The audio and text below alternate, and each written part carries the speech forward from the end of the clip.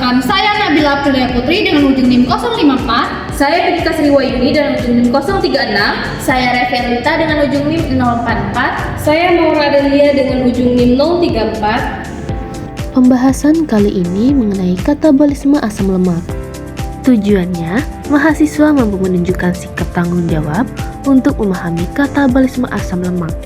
Materi singkat, katabolisme asam lemak merupakan proses metabolik utama yang berperan penting dalam menyediakan energi bagi sel, terutama pada kondisi puasa atau saat kebutuhan energi meningkat. Proses ini berlangsung terutama di mitokondria melalui jalur deoksidasi, di mana asam lemak tersedia dahulu diaktifkan menjadi asil CoA dan kemudian diangkut ke dalam matriks mitokondria dengan bantuan sistem karnitin. Selama deoksidasi, asil CoA mengalami serangkaian reaksi berulang yang meliputi oksidasi, hidrasi, oksidasi kedua, dan tiolisis sehingga menghasilkan asetil CoA, NADH, dan FADH2. Asetil CoA selanjutnya masuk ke siklus asam sitrat atau digunakan dalam pembentukan badan keton, sedangkan NADH dan FADH2 berperan dalam rantai transport elektron untuk menghasilkan ATP. Dengan demikian, katabolisme asam lemak merupakan sumber energi yang sangat efisien dan esensial bagi metabolisme sel. Pembahasan, katabolisme asam lemak berperan penting sebagai sumber energi utama pada makhluk hidup dan berasal dari lipid makanan sehari-hari. Keju dan coklat merupakan contoh bahan pangan dengan kandungan lemak tinggi yang berpotensi menjadi sumber energi. Keju mengandung sekitar 20-30 gram lemak per 100 gram, didominasi asam lemak jenuh seperti asam palmitat dan stearat, sehingga berfungsi sebagai cadangan energi bagi tubuh. Coklat, terutama coklat hitam, mengandung lemak dari cocoa butter dan tersusun atas campuran asam lemak jenuh dan tak jenuh seperti asam palmitat, stearat, dan oleat. Lemak dari keju dan coklat dicerna di saluran pencernaan melalui emulsifikasi oleh garam empedu dan hidrolisis oleh nipase. Kemudian diserap dan didistribusikan ke jaringan untuk disimpan atau digunakan sesuai kebutuhan metabolik tubuh. Tahapan katabolisme asam lemak.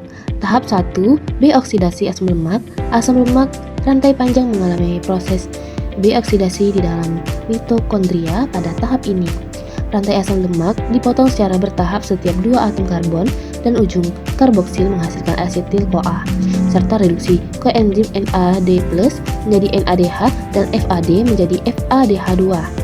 Tahap 2, siklus asam sitrat, asetil CoA yang dihasilkan dari deoksidasi kemudian dimasukkan ke siklus asam sitrat. Pada tahap ini, gugus asetil dioksidasi secara sempurna menjadi CO2 sambil menghasilkan tambahan NADH dan FADH2 sebagai pembawa elektron berenergi tinggi.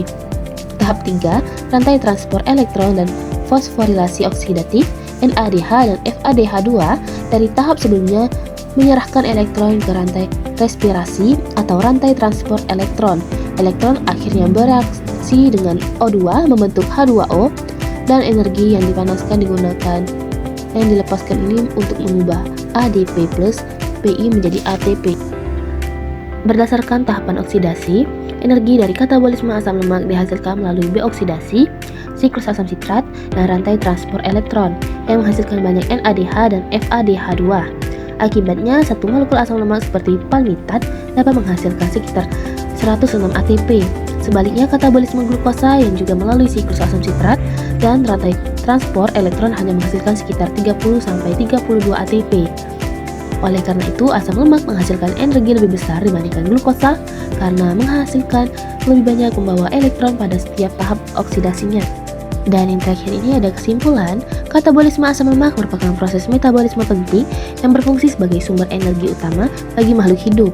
Lemak dari bahan pangan seperti keju dan coklat menjadi sumber asam lemak yang dicerna, diserap, dan disiapkan untuk digunakan atau disimpan sesuai kebutuhan tubuh melalui tahapan deoksidasi, siklus asam sitrat, dan rantai transport elektron. Asam lemak dioksidasi secara bertahap menghasilkan asetil CoA, NADH, dan FADH2 yang berperan dalam membentuk ATP.